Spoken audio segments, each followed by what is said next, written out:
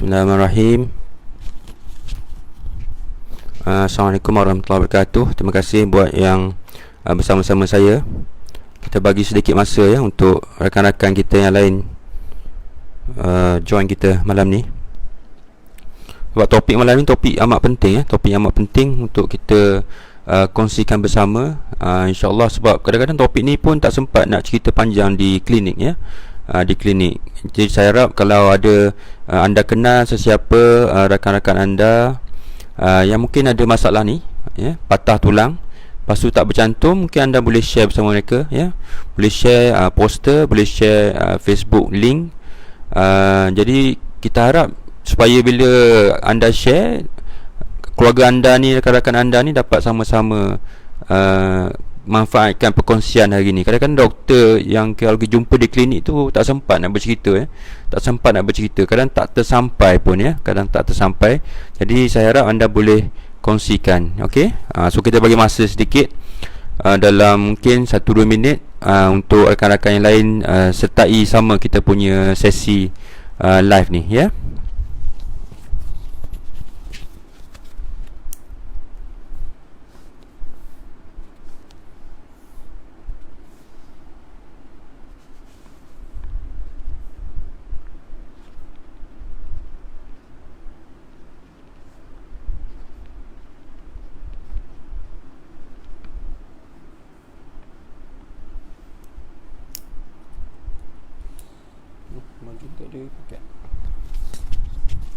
Okey, kalau anda ada, Waalaikumsalam warahmatullahi wabarakatuh, Encik Razif ya.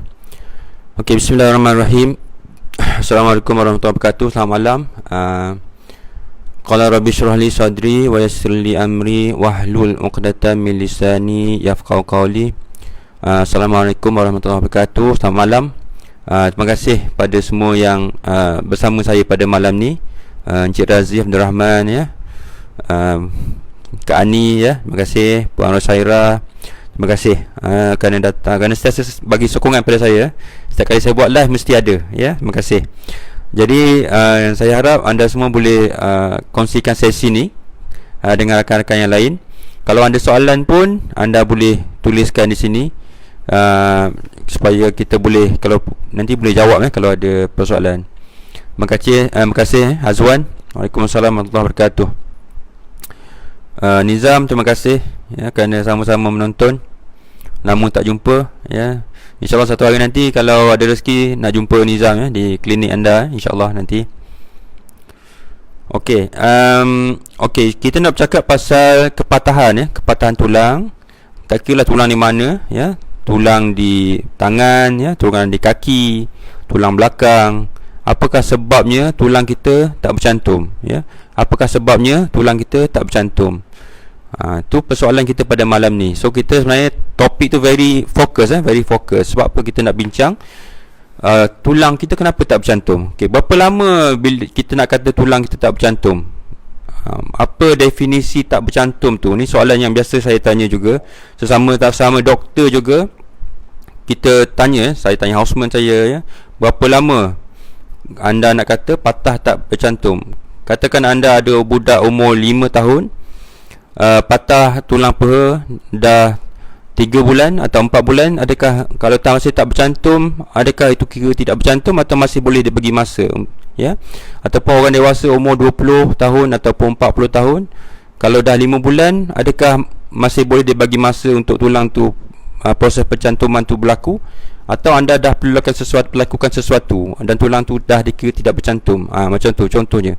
Jadi tak sama kalau katakan budak umur 2 tahun atau orang dewasa umur 20 tahun, tempoh kepatahan yang kita nak kata tak bercantum tu tak sama ya, tak sama. Okay, kalau kanak-kanak, contoh kalau budak-budak umur 2 tahun patah tulang, katakan tulang tangan dia patah, tulang dekat pergelangan tangan contohnya, sepatutnya dalam tempoh 3 minggu tu tulang baru dah mula tumbuh. Kita dah boleh lihat dalam x-ray dah ya. Dan dalam tempoh 6 hingga 8 minggu dah bercantum. Tu budak-budak. Okey, kalau orang dewasa contohnya, kalau patah orang dewasa macam umur macam saya lah, 40 tahun contohnya, atau budak-budak muda bawa motor, patah tulang tangan ni ya, radius ulna dia, tulang radius ni patah. Kalau 6 minggu tu sepatutnya dah ada tulang baru dah. Kalau tulang baru masih belum kelihatan dalam X-ray, kita boleh kata ni delayed union, maksudnya proses penyembuhan tu dah terlewat, dah lambat, ya. Sepatutnya kalau tulang tangan dia 6 minggu tulang baru dah tumbuh, 3 bulan dah cantum. 3 ke 4 bulan tu dah cantum dah dalam X-ray. Okey, dalam X-ray. Tu cara kita lihat lah. Okey, contoh lagi, ya. Tulang peha biasa patah kan? Tulang peha biasa patah. Okey, contoh kalau ada budak umur 20 tahun, orang dewasa lah, biasa umur 20 tahun lah, 20 tahun, budak-budak muda, ya. 17 tahun, 18 tahun bawa motor, ya. Patah tulang peha. Okey, ada yang tulis pasal tulang keting, ya. Okey, contoh kalau patah tulang peha atau tulang keting, tibia pun contohnya, kalau orang umur 20 tahun, 30 tahun, kalau sepatutnya dalam tempoh 6 hingga 8 minggu tu tulang baru dah tumbuh. Kita dah nampak dalam X-ray. Ni nampak dalam X-ray ni. Saya cakap pasal X-ray, ya. Dan dalam tempoh biasanya 4 ke 6 bulan sepatutnya anda dah boleh kembali berjalan seperti biasa. Okey. Faham tak? Faham, ya? Jadi kalau katakan dah 8 bulan, ya, buat X-ray masih belum ada tulang baru lagi kelihatan dalam X-ray, tu maksudnya proses dah tak bercantum. Sebab apa tak bercantum? Maksudnya tak ada tulang, tak nampak dalam X-ray, ya. Maksudnya dah tak bercantum lah. Kalau kita cek, mungkin peha anda masih bergoyang lagi. Contoh, tulang keting masih bergoyang, longgar, ya. Maksudnya tulang tu tak bercantum, ya. Okay, kita nak tahu sebab apa tulang tak bercantum. Sebab apa tulang bercantum. Okay, jadi kalau kita bincang pasal tulang tak bercantum ni, ada banyak sebab. Yang ni kadang-kadang doktor tak sempat nak bincangkan, ya. So kita nak bincang sebab apa tulang tak cantum. So kita boleh bagi kepada dua sebab lah, ya. Dua sebab. Ini doktor tahu sebenarnya, cuma kadang-kadang tak sempat nak bercerita, ya. Okey, satu kita kata sebab-sebab sistemik. Maksudnya sebab secara umum, ya. Contohnya anda ada kencing manis, ya. Anda ada kencing manis, atau anda ada, kita panggil immunocompromise, ada masalah-masalah yang menyebabkan sistem pertahanan badan anda kurang, ya. Sakit kronik contohnya, sakit kronik, kencing manis, ataupun ada masalah buah pinggang, ya. Perlu dialisis, atau anda ada contohnya HIV atau AIDS, ya. Orang yang ada contohnya penyalahgunaan dadah, tu semua kita panggil immunocompromised state, keadaan yang badan dia tak kuat, ya. Tu ini semua akan merencatkan proses penyembuhan tulang tu, proses penyantuman tu. Contoh yang paling kerap berlaku masalah kita kat Malaysia ni apa? Isap rokok, isap rokok. Masalah rokok ni, masalah rokok ialah dia menghalang proses pencantuman dengan mengurangkan bekalan darah kepada tempat kepatahan tu. Jadi patah ni nak bercantum, dia perlukan bekalan darah yang cukup. Perlukan bekalan darah yang cukup. Itu dia punya antara faktor paling penting. Tulang nak bercantum kena ada bekalan darah yang cukup. Okey. Sebab lain lagi apa? Itu sebab secara umum, sebab secara umum. Okey, sebab tempatan, local cause kita panggil. Local cause ni contohnya pada peringkat awal patah tu anda ada luka, contoh open fracture, ya. Dia tulis pasal open fracture kat atas ni. Maknanya kepatahan tu ada luka, ya. Ada luka pada tempat kawasan berhampiran tempat patah tu. So luka ni kita panggil open fracture, ya. Kalau katakan anda patah tulang peha tapi tak ada luka, kita panggil closed fracture. Okey, faham, ya. Kalau open fracture, ada risiko kepatahan tulang tu mendapat jangkitan kuman. So jangkitan kuman juga boleh menyebabkan proses penyembuhan ni terganggu dan ada risiko untuk tak bercantum juga. Faham, ya? Kalau kepatahan tu contohnya berlaku di tulang keting, ada yang tulis tulang keting kat atas ni kan. Tulang keting, masalah tulang keting ni, dia punya otot ataupun tisu di sekeliling tulang tu dia tak mengelilingi, dia tak penuh, ya. Anda boleh rasa tulang keting, dia boleh rasa superficial, ya. So cuma bahagian tepi dan bahagian belakang saja yang ada otot. Kawasan tu yang banyak bekalan darah.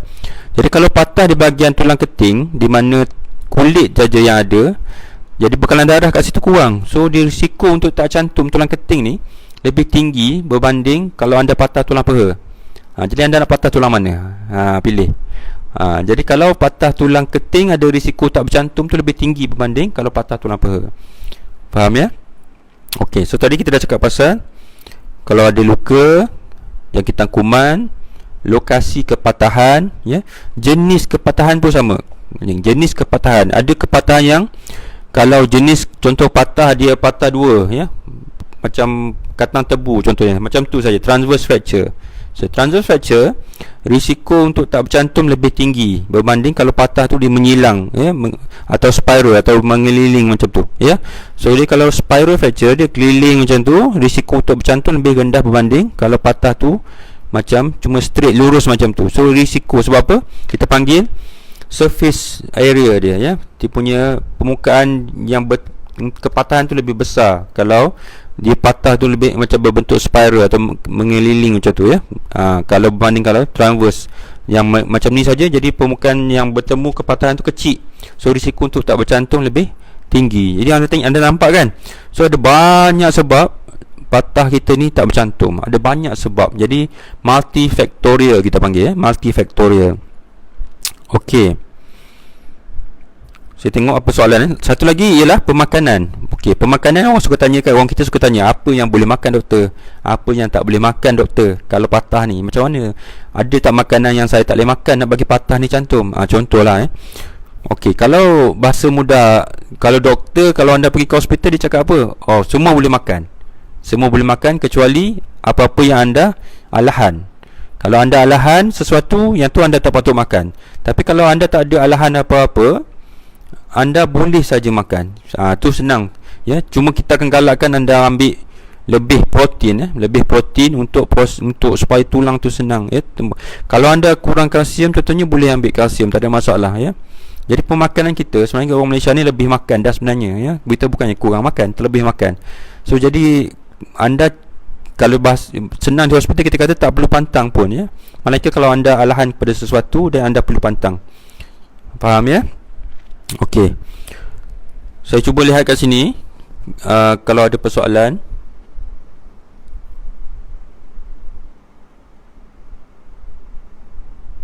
Okey, ini pasal umur 31 tahun, kepatahan pinggul terkeluar, 3 bulan buat pembedahan, kepala peha semakin sakit, Okey, masalah ni bukan masalah patah, masalah pinggul terkeluar. Itu satu. Nanti saya tengok soalan seterusnya. Okey, ini patah tulang keting, open fracture, macam saya cerita tadi. Sudah sembuh tapi kaki rasa keras bahagian patah. Okey, faham. Okey, jalan seperti biasa tapi berjalan kaki sakit. Okey, patah 2018.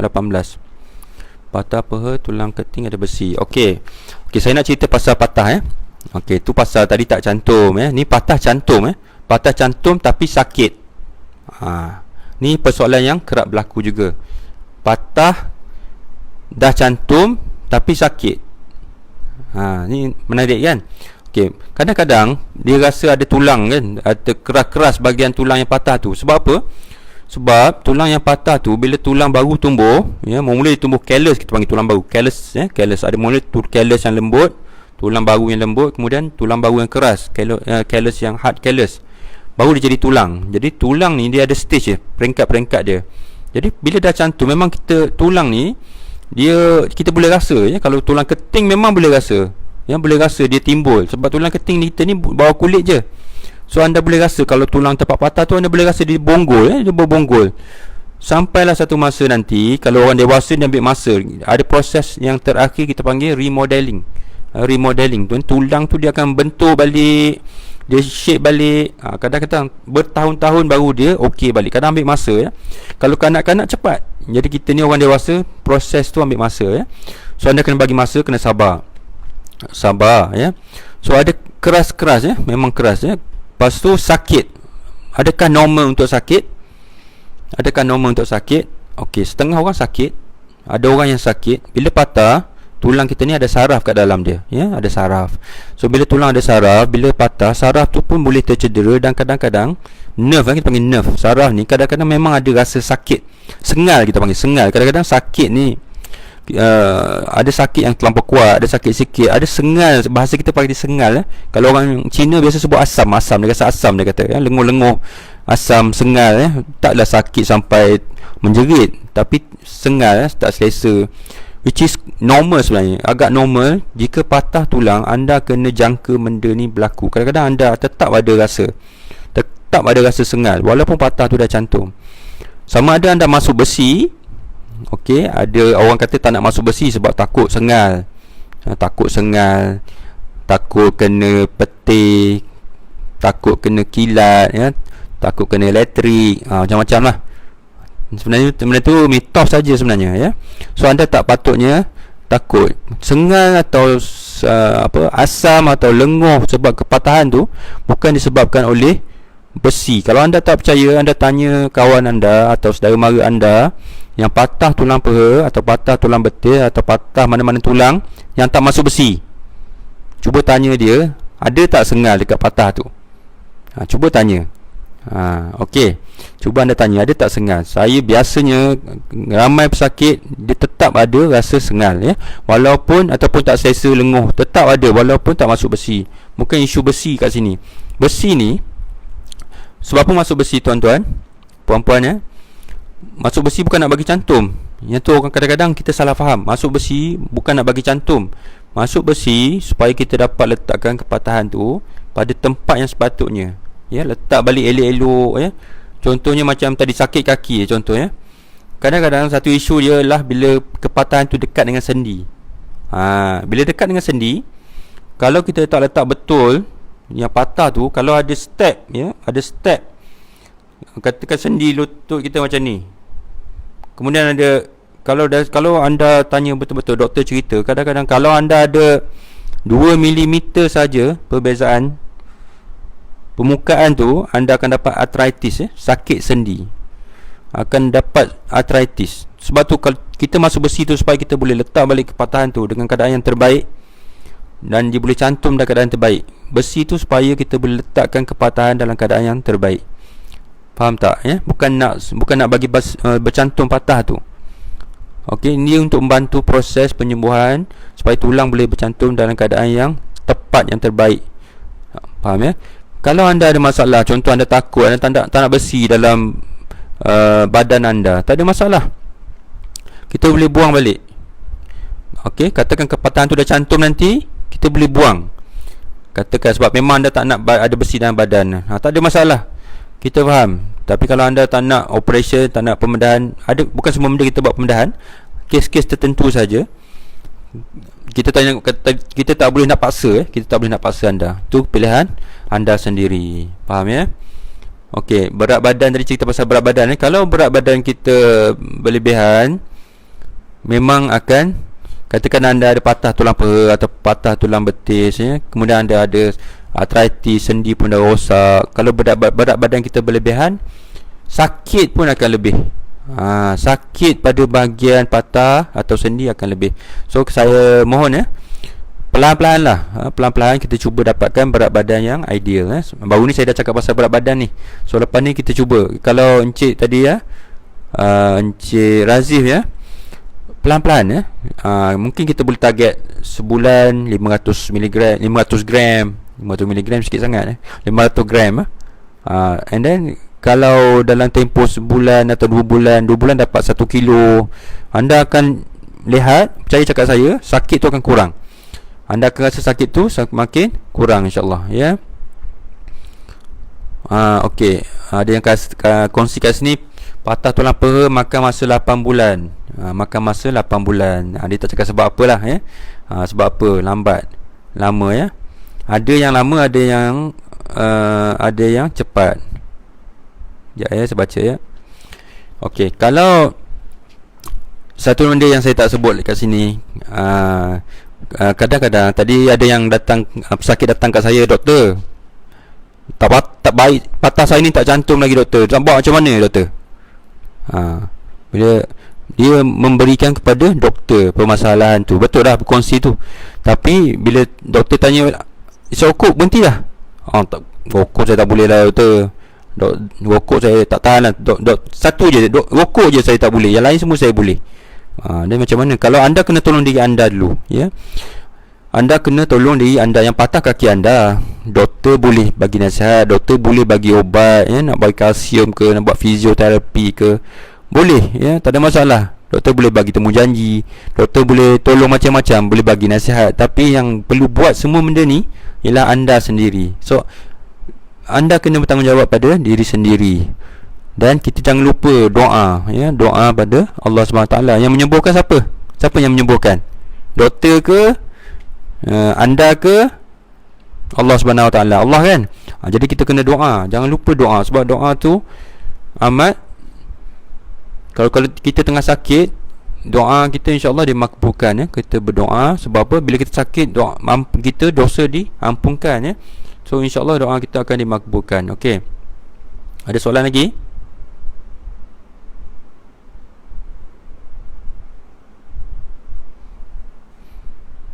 Okey, ada soalan sini, ya. Doktor, tangan saya masuk besi baru 3 bulan, tangan jadi kebas, ya.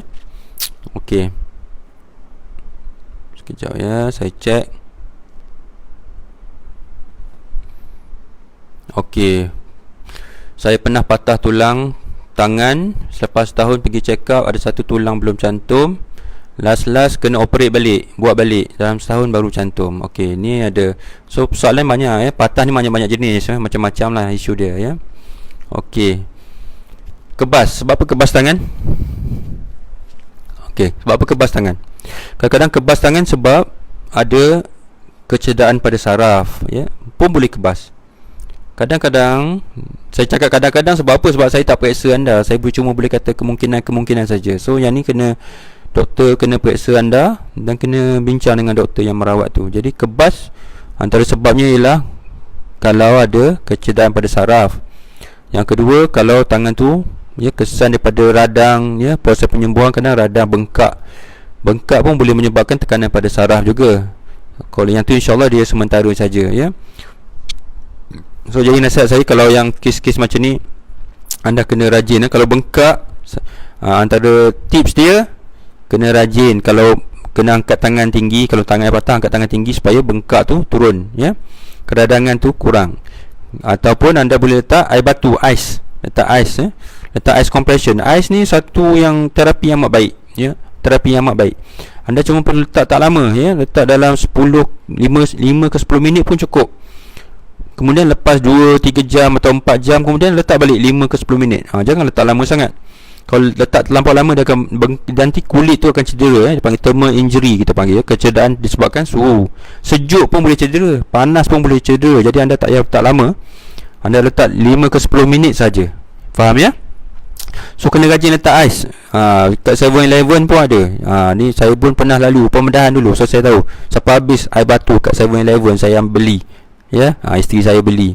So jangan, kena rajin lah. Kita kena berusaha, kita nak baik, kita kena usaha, ya. Okey, ada soalan kat sini. Doktor, besi kat jari boleh buang? Boleh buang, tak ada masalah, ya. Boleh buang. Anda kena bincang dengan doktor. Tunjuk balik X-ray tu, pastikan kepatahan tu dah cantum, dan beritahu doktor, saya nak buang besi. Boleh, tak ada masalah. Cuma kadang-kadang proses nak buang tu, ni panggil elective surgery. Jadi pembedahan tu kita bagi tarikh. Dia bukan kecemasan, bukan datang hari ni terus buat, tak, bukan macam tu, ya. Melainkan kalau mungkin di hospital swasta mungkin boleh, tapi hospital kerajaan, disebabkan kita punya limitasi bilik bedah, ya, banyak pesakit, so kita kena bagi tarikh. Jadi contohnya, okey, kita datang minggu depan, hari Rabu kita buat, contoh, boleh, tak ada masalah. So kita akan book tarikh untuk anda lah. Boleh buang, tak ada masalah. Kita boleh bincang, ya. Bukannya kata tak boleh nak bincang benda ni, boleh bincang, ya. Okey. Oh, ni soalan teknikal ni.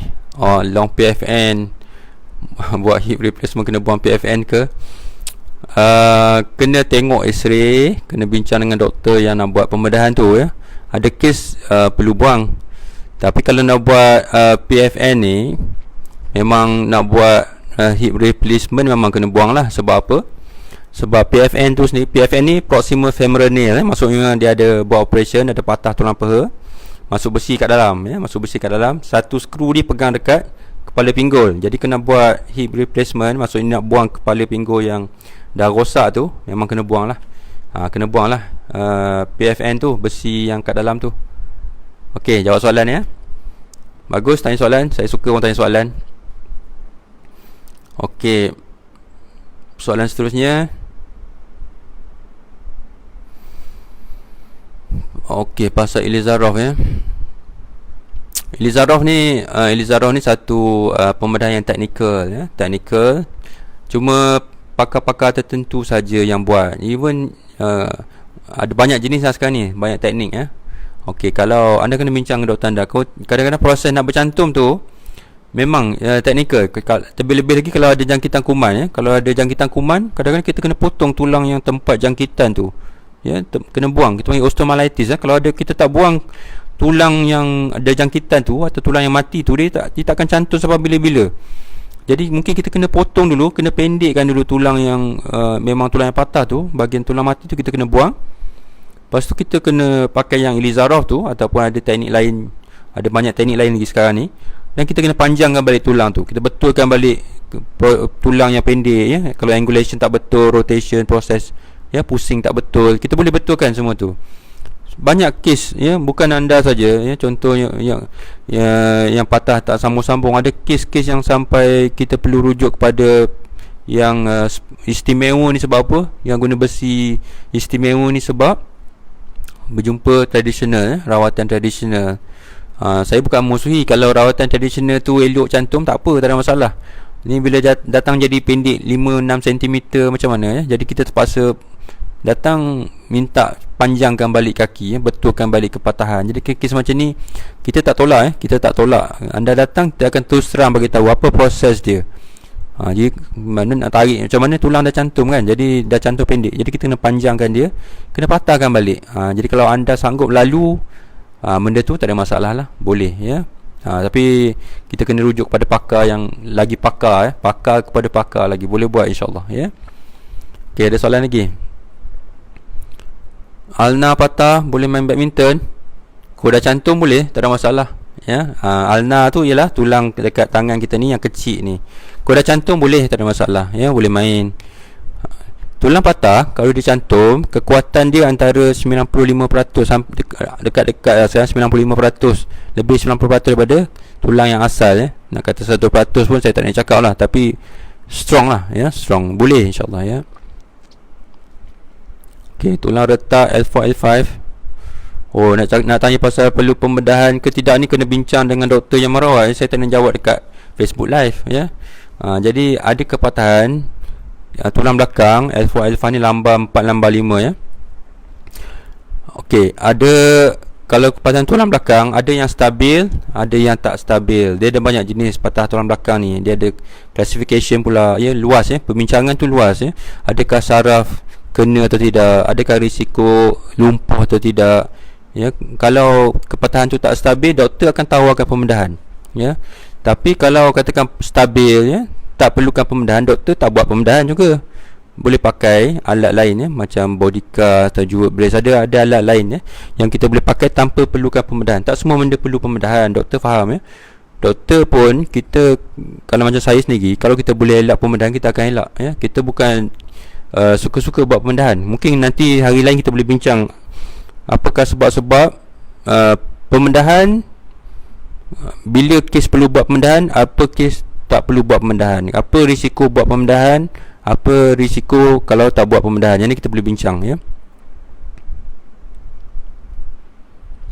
Betul. Ada lepas operate doktor cakap besi jenis tak payah buang. Kebanyakan besi kita tak buang pun ya. Kebanyakan besi sekarang ni ialah dibuat daripada, banyaknya pakai titanium ya, dan juga ada jenis stainless steel. Dulu semua stainless steel ya. Stainless steel ni besi tahan karat, tapi bukan yang kat dapur tu ya. Ni kita panggil medical grade stainless steel 316L special lah kau sebut kat sini.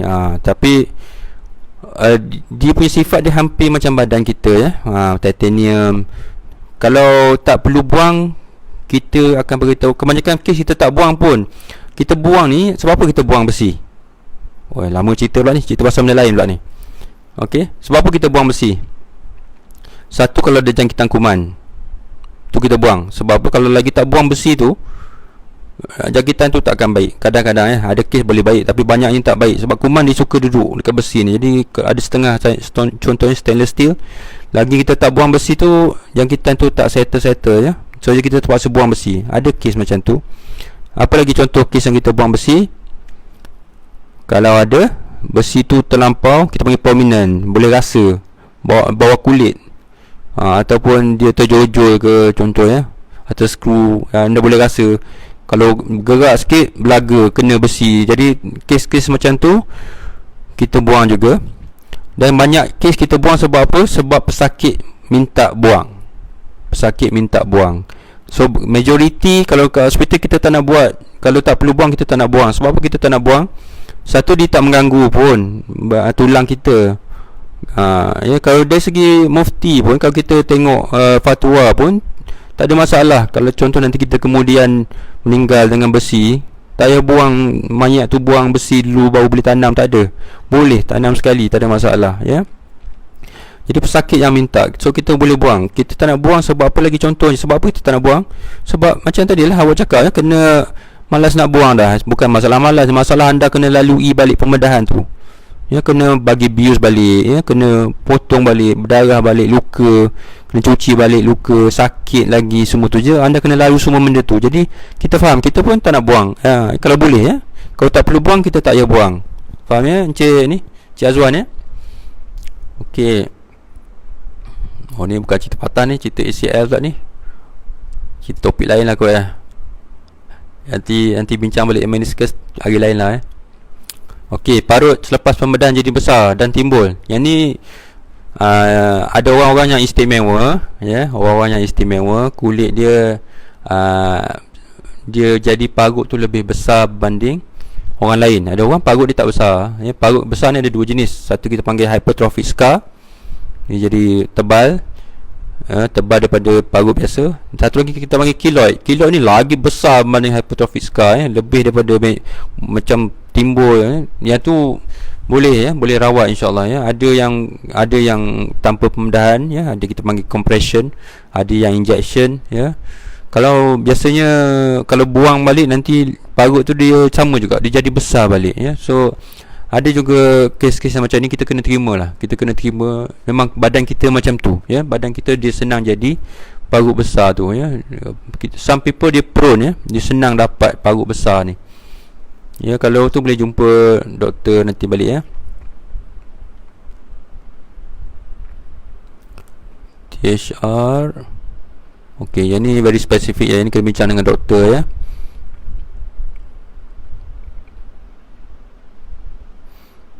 Okey, pasal doktor pakar kata akan buang. Okey, itu bergantung lah ya Encik Adam ya, Encik Adam Tan. Kes-kes yang besi ni kena bincang lah. Memang betul kadang-kadang different doktor dia ada different opinion ya. Tapi biasa asas sama, cara perbincangan sama, cuma bergantung pada kes-kes tertentu. Ada kes kita buang, ada kes kita tak buang. Umumnya tak buang kalau tak perlu buang. Kalau tak perlu buang, biasa kita tak buang. Tapi kalau ada indikasi macam saya cakap tadi tu ya, jangkitan kuman, implan tu prominent, besi tu terlampau prominent, ataupun mengganggu hidup anda, ataupun anda minta buang, kita akan buang. Tapi kalau tak perlu buang, biasa kita tak buang. Tu saya punya pendapat peribadi saya lah ya. PFN buat MRI. Oh, yang ni kena tengok jenis PFN tu. Sekarang ni banyak implan, kebanyakan besi kita panggil MRI compatible ya, boleh buat MRI. So anda punya kena tanya doktor, dia tengok company mana jenis implan tu, dan kena tanya doktor yang buat pusat tu ya, sama ada MRI compatible atau tidak ya. Okey, tulang baru sama atau tidak. Tulang kalau saya cakap tadi ya, kalau dah cantum hampir sama, kekuatan hampir sama dengan kekuatan tulang asal ya, hampir sama. Okey.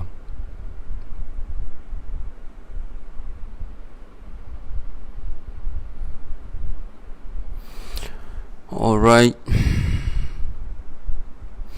Tulang insyaAllah kalau patah ya, setiap tulang ada potensi untuk bercantum balik ya, selagi kita pastikan kita jaga ya, pemakanan kita, nutrien ya, cukup zat makanan ya, jangan rokok, jangan isap rokok ya, jaga luka elok, tak ada jangkitan kuman ya, InsyaAllah dia akan cantum ya, InsyaAllah dia akan cantum ya. Doa lah, jangan lupa ya, doa banyak-banyak.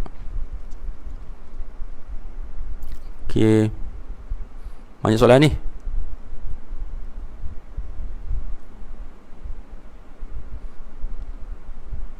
Okey, tulang. Ada soalan patah tulang, luka nak baik, tiba-tiba ada tulang terkeluar dari luka. Adakah tulang dalam tu akan tumbuh balik? Macam mana jawab tu? Okey, tulang kalau keluar dari kulit, tulang yang kat luar tu dia tak ada nak baik sebab tak ada bekalan darah. So biasanya apa doktor akan buat, doktor kena buang tulang yang terjojol keluar tu, kena buang dulu. Tulang yang kat dalam insya-Allah kalau bekalan darah elok, tak ada sebab lain, kulit elok tertutup, tak ada jangkitan kuman, kita doa banyak, minta patah tu baik. Kadang-kadang ada sebab lain, dia tak nampak dalam X-ray, tak cantum-cantum. Sebab apa? Antara tulang dengan tulang tu, tempat patah tu ada tisu kat tengah dia. Ada tisu ni tak nampak dalam X-ray. So kalau kita panggil non-union tak cantum ni, ada banyak jenis. Kita panggil atrophic, satu tak ada tulang langsung, hypertrophic, tulang banyak tapi tak cantum juga, tulang keliling banyak tapi tempat patah tak cantum. Ni contoh, ni sebab tak stabil, kepatahan tu tak stabil. Ni antara contoh-contoh dia. So ni kena bincang dengan doktor tu, sebab apa, sebab apa tak cantum, dan doktor akan cadangkan. Ada kes-kes perlukan pembedahan, kena buka balik, bersihkan balik tempat patah tu. Ada kes kena letak bone graft, kita panggil, tulang baru, tulang sokongan. Bone graft ni banyak jenis pula. Bone graft ni ialah macam baja dia lah, untuk galakkan penumbuhan tulang dekat tempat patah yang tak cantum tu. Ni dia tak boleh bincang satu-satu, dia memang kena bincang dengan doktor yang merawat tu. Kes anda ni macam mana? Saya boleh cerita secara umum lah,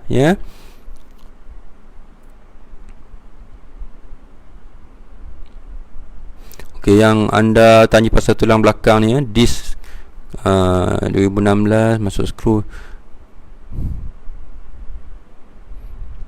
Anda kena bincang dengan doktor yang merawat, Encik Syairul, Yang ni very specific, saya tak nak cakap banyak sangat maklumat, tak ada, saya kena tengok MRI, kena tengok X-ray, kena check pressure anda dulu, banyak benda. Jadi anda kena jumpa doktor yang rawat anda tu. Saya tak boleh nak komen kat sini, Kadang-kadang kalau melibatkan kepatahan ni, memang akan sakit. Sakit tu tetap ada walaupun dia tak hilang sepenuhnya, Okey, disc ni macam slip disc, slip disc ni dia kadang tulang belakang ni lebih kompleks berbanding tulang tangan, tulang kaki. Saya tadi nak jawab dekat sini, kena tanya doktor yang merawat,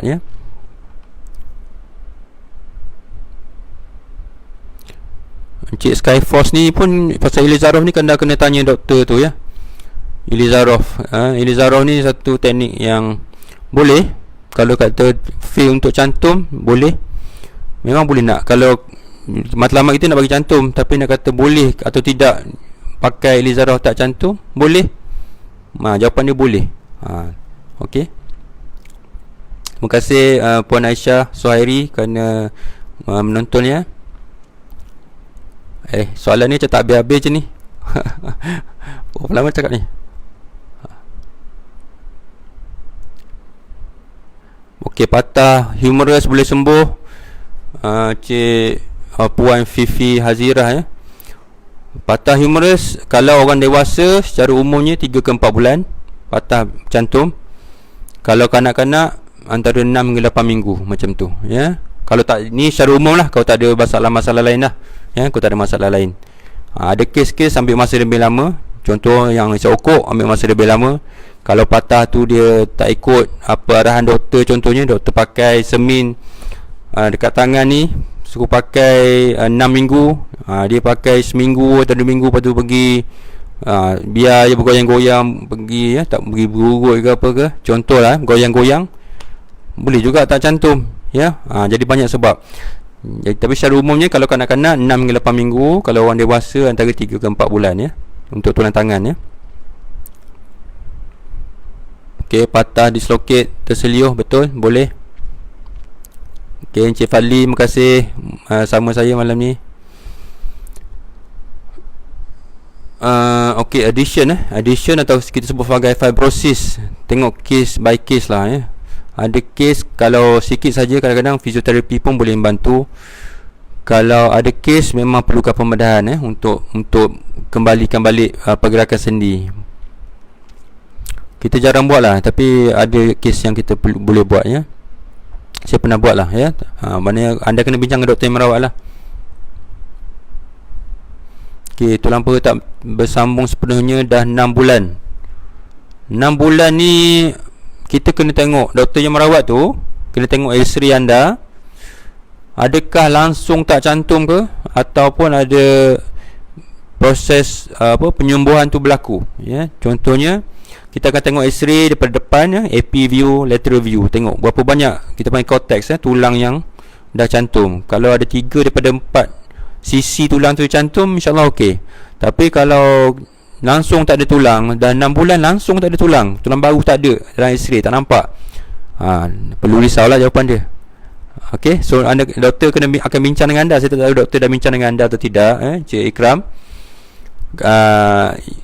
Sepatutnya doktor kalau 6 bulan tu doktor akan bincang lah sama ada ya, kadang-kadang perlu buangkan skru besi untuk supaya galakkan tulang bercantum. Kadang-kadang doktor akan cadangkan buat pembedahan, masukkan bone graft untuk baja tulang tu. Macam-macam lah ya, banyak pilihan. Okey, saya macam dah letih dia jawab soalan ni. Banyak dah pula. Okey, saya tak tahu sampai banyak mana lagi ni.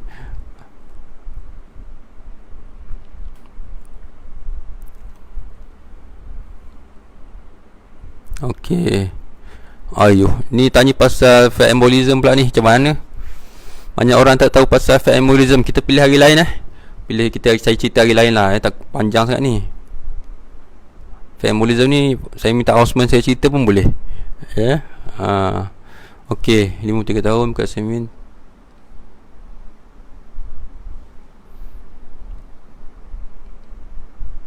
Okey,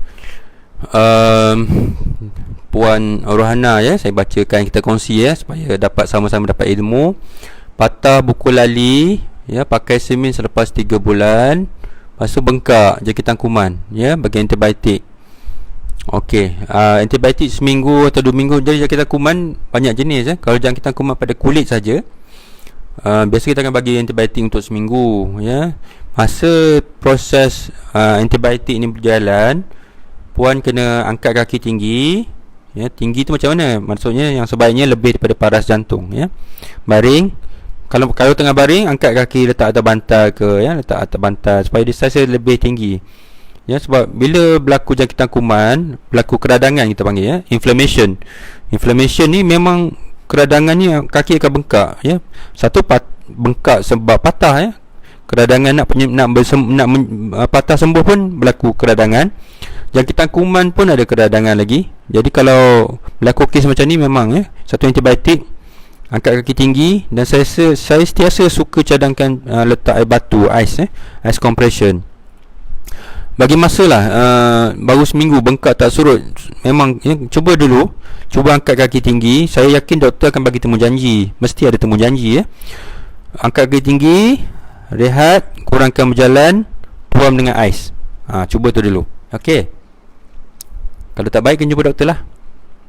Okey, kalau terseliuh bila tulang dah sembuh, terseliuh, ni kena tanya doktor ni, tulang mana yang terseliuh, sendi mana terseliuh, tulang mana yang sembuh ya. Kalau terseliuh, kalau tulang tu sendi terkeluar, kena masukkan balik ya.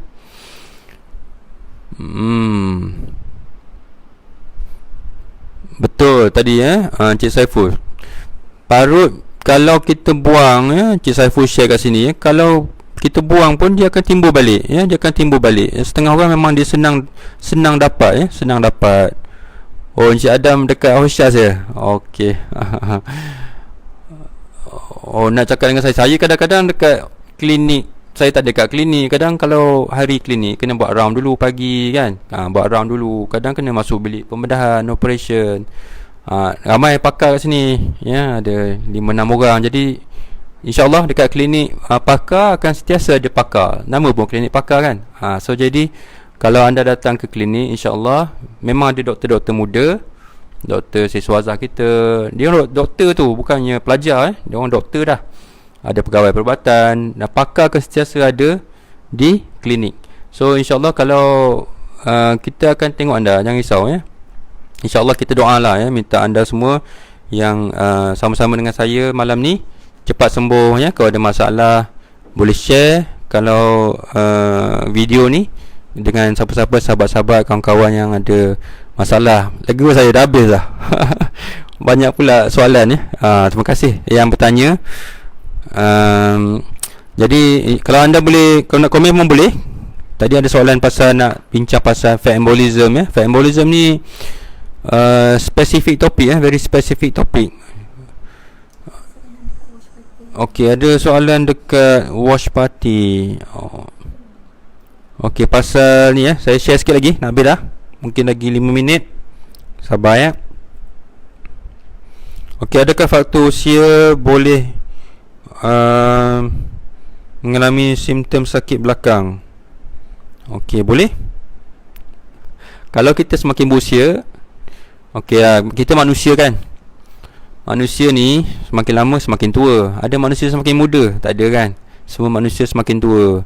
Bila kita semakin tua, macam kereta lah lama-lama dia overuse lah. Sendi pun rosak, tulang pun makin lembut ya. Banyak proses penuaan berlaku. Memang akan sakit ya. Sakit pinggang, sakit belakang ya, memang akan sakit. So bila kita semakin berusia, kita akan semakin banyaklah Allah bagi cubaan-cubaan ya. Kesakitan tu mengampunkan dosa kita. Jadi kita kena sabar ya. Sabar, tapi sabar pun ikhtiar lah. Jangan sabar tak ikhtiar pula. Sabar je sakit ya. Datang jumpa doktor ya, kita tolong. Mana-mana yang kita boleh rawat, kita rawat. Mana yang tak boleh rawat, kita cakap lah tak boleh nak rawat dah kan. Okey. Orang Johor ada soalan ni. Orang Johor tak payahlah sampai datang ke Temeluk ya. Tak payahlah datang ke Temeluk. Kat Johor ramai pakar bagus-bagus. Tok guru saya pun ada kat sana ya. Kawan baik saya pun ada kat sana. Jadi kalau orang di negeri lain, tak payahlah sampai cari saya kat Temeluk ni. Tak payah ya. Tak apa, kita jumpa kat Facebook Live. Ada soalan boleh tanya kat sini. Mana kalau insyaAllah saya cuba jawab. Cari doktor pakar di tempat anda. Sama saja. Saya tak pandai mana pun ya. Sama je, ada pakar lain yang lagi pandai dari saya. Cuma mungkin dia orang tak buat sesi live lah dekat Facebook. Saya suka benda ni. Jadi insyaAllah saya cuba buat selagi mampu. Saya buat lah ya.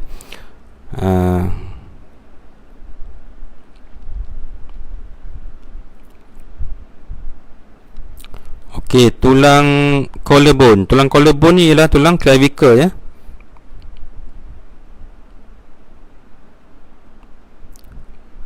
Okey, tulang clavicle ni last lah Okey, tulang clavicle ni tulang collarbone kita ni. Kalau dia patah, dulu kita tak buat pembedahan langsung. Semua pakai anduh. Kita tunggu dia cantum je.